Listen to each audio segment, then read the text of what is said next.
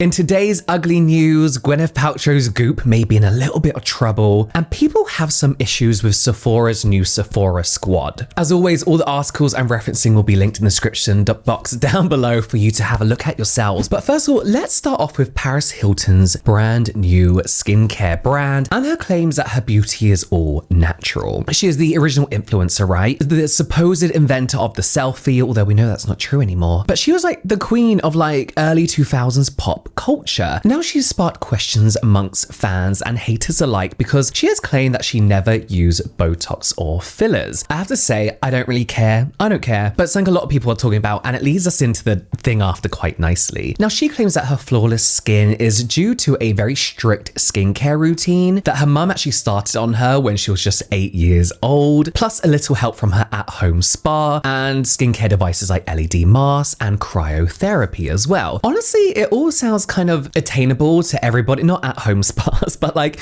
we can do LED at home, we can do cryotherapy at home, you know? And honestly, I think I kind of believe her. She is, as of filming this video, 43 and a mum of 2, I believe. No, maybe 1, 2. And she's stunning whatever she does, right? Or however she looks. Whatever she does or whatever she doesn't do. But when you look at really high quality pictures of her, you know, like those unretouched ones from things like Getty Images, compared to other celebrities herself who has had work done, she looks pretty much untouched. There's a lot of natural lines in her face, natural texture, movement in her forehead, but a lot of people believe that she's actually just doubling down on this all-natural beauty narrative ahead of the launch of her new beauty brand, which she is going to call supposedly 1111 Beauty. And I feel like this is like one of those angel number things, right? People see 1111 on their phone and they like screenshot it and like show their friends and then post it on their Instagram stories. It's meant to be like an angel sign. Now this is set to debut in spring of 2025, so a little while yet. And really there's not a lot of information about this brand available at the moment other than what she has said herself, but she promises that the products will make you feel your most confident and beautiful. But the internet has some questions. Some people are rightfully skeptical because let's be real, how many celebrities can we really believe when they say they haven't had any work done and it's down to a good skincare routine? It's giving Jennifer Lopez a little bit, like it's all olive oil, is what my family have always done for centuries, you know? Others are asking what makes her skincare line any different from the thousands that are already out there. Paris is known for her branding, you know? She's a good seller of things. So 1111 Beauty might just sell on nostalgia and vibes alone, you know? And she has had a failed skincare brand before, which I'll be talking about in its own video. A skincare line called Pro DNA, and this was launched back in 2018. And the brand included products like the Dual Action Cleansing Gel, Lift and Firm Eye Cream, Advanced Recovery Serum, and Face and Décolletage Cream, all centered around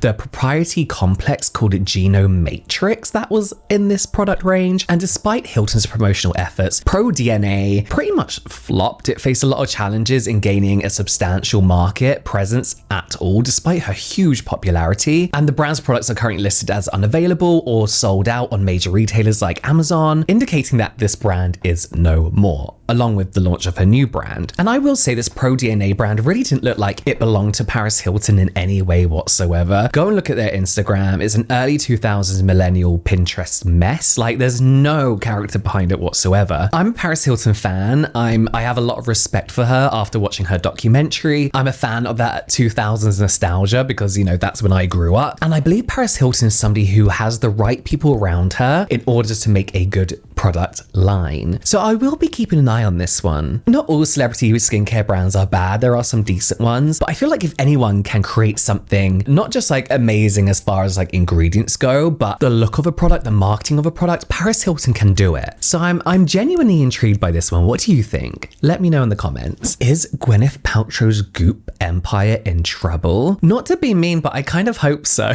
That's really awful, isn't it? We're talking about the potential downfall of Goop, Gwyneth Paltrow's infamous wellness brand. And Goop has really been a staple of the luxury wellness industry for years now, selling everything from $19 candles that smell like vagina, to jade eggs, to anti-vampire mists, to a load of other bullshit, let's be honest. But it looks like the empire may be starting to crumble. The brand recently announced numerous layoffs, including their chief marketing officer, and its budget-friendly beauty line at Target didn't exactly take off in the way that it had hoped, and there are rumors that it will be discontinued. On top of that, consumer interest in luxury wellness seems to be waning massively. And this is maybe because like people are starting to realize that you don't actually need to pay $500 for a facial mist to feel good about yourself, and they maybe don't necessarily believe all these bullshit claims that come from the wellness industry anymore. I hope. Goop says that it's now focusing on its core products: Goop Beauty, Goop Kitchen, and G, the G label clothing, whatever it's called. But is this just the beginning of the end for the brand? Honestly, it's a reminder that even the biggest names in the beauty world or in the celebrity world have to adapt or risk becoming pretty much irrelevant, and Gwyneth Paltrow isn't immune from that. I do think with the rise in popularity of skincare, along with the much broader demographic who are interested in skincare now, ranging from like 9 years old all the way up, people really do naturally have a better understanding of skincare science, and skincare ingredients, and the business as a whole. And they know that these clean marketing, wellness luxury products are a load of bullshit. They don't need to pay a certain amount of money. They know that natural doesn't necessarily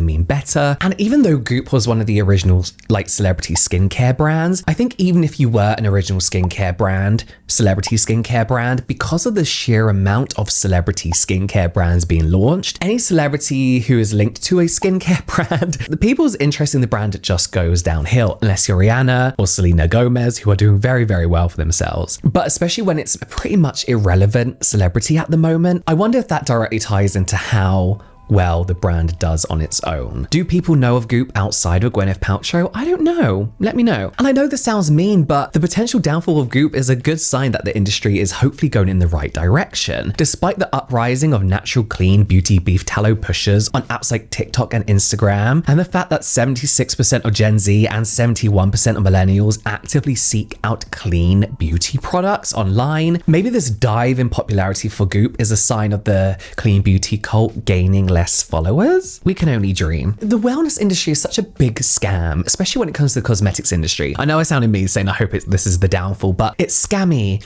It's classist, it's expensive, it takes advantage of people's fears and wallets, and I just fucking hate it. I hate everything about it. Now let's talk about Sephora's Sephora Squad. Now, if you don't know what this is, every year Sephora recruits influencers to represent the brand Sephora, and it's usually a big deal, right? But this year, the program is facing some serious backlash. People are saying that the selection process this year kind of just feels like a popularity contest, with smaller influencers who applied feeling completely overlooked in favor of creators with massive followings, even if these creators don't align with Sephora's supposed values of diversity and inclusivity. Now, I've had a good browse through the 2024 Sephora Squad, or the newest selection. Is it going into 2025? I don't know. The Sephora Squad for the next year. And I have to say, I see a very good mix when it comes to creators' follower counts. A good mix when it comes to diversity. They could have a few more men in there, let's be honest. But I'm going to be completely honest here and say, I can see how being in the Sephora Squad can really help those with a smaller follower count, or influencers who are new to the beauty space, or for example, experts in the industry who are new to the influencer space and trying to gain a name for themselves as a professional online. You get good shout outs from Sephora throughout the year, access to products, and you even supposedly get some mentorship from industry professionals. I'm not sure how much. You even get invited to events. It looks like a fun experience. However, I'm not sure why an influencer on, for example, 300,000 followers plus on Instagram, even 100,000 plus on Instagram, millions of followers on TikTok and YouTube, would want to do this though. It sounds like more of a benefit for Sephora, like a free ad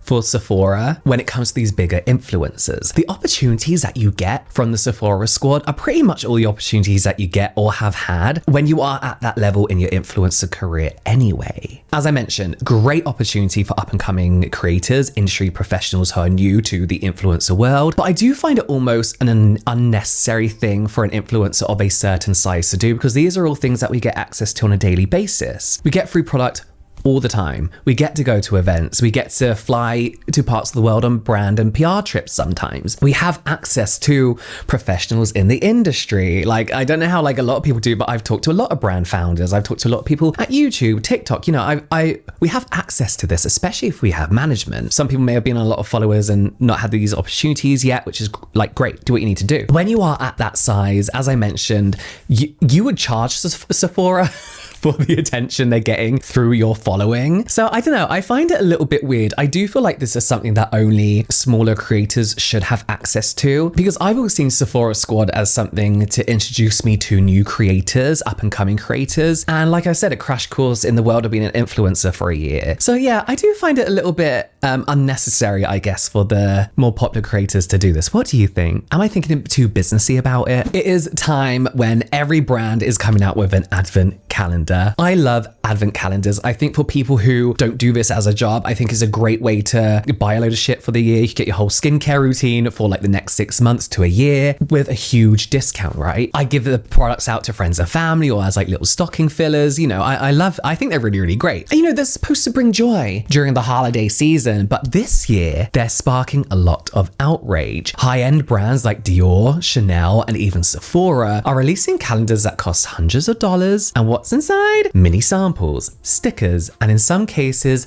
literal string.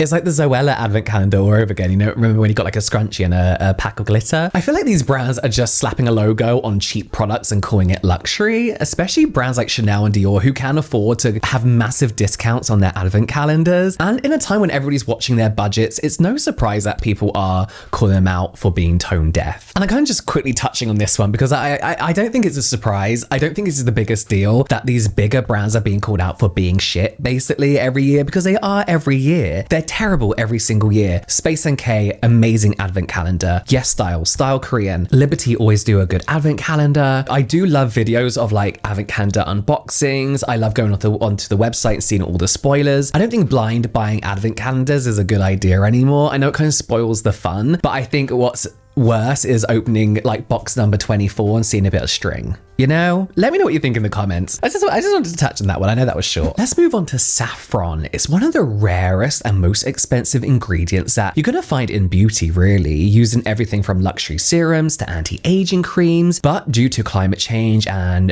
geopolitical conflicts, saffron production is under threat. This is like a rare spice costing around $1,600 per kilogram. And it's derived from Crocus sativus flower, and it requires about 17,000 flowers to produce just 1 kilogram of saffron. Iran, which supplies approximately 90% of the world's saffron, has experienced a drastic reduction in yields from 400,000 kilograms to 80,000 kilograms due to prolonged drought. The global saffron market is valued at $602.2 million and is projected to grow at a compound annual rate of 7.1% from 2024 to 2030. I don't know what that means. Basically, it is going to grow. It's going to be worth a lot more. And this increasing demand, particularly from the beauty and wellness sectors, is putting additional pressure on saffron supplies. And it's affecting brands like Sicily Paris, YSL Beauty, and even Kosas incorporate saffron into their products. And probably one of the most expensive products with this in is YSL's Rouge Le Creme, priced at $440 for just 50 milliliters. So to pretty much address these challenges, some beauty brands are exploring alternative sourcing regions and innovative farming methods. For instance, Saffron Tech is investigating indoor vertical farming to stabilize supply. Additionally, companies like House of M and Kors, I really like their products actually. They're sourcing saffrons from different regions across the world and employing advanced testing to ensure quality. And it's a real labor-intensive harvesting process, and the spice rarity contributes to its high value. And as demand continues to rise, the beauty industry may face further supply challenges, potentially leading to higher consumer prices. Here's an idea. Let's just stop using it. I know that sounds stupid, but it sounds like it's literally only used in these really unnecessarily expensive products. Its main kind of claims are that it's an antioxidant, it's anti-inflammatory, skin brightening, skin healing, and well aging. There's many alternatives to that nowadays. Like, let's not stress out too much or pay ridiculous money for that. Like, it's not going to affect me in any way. Like, I don't know. Can you tell I'm not well today?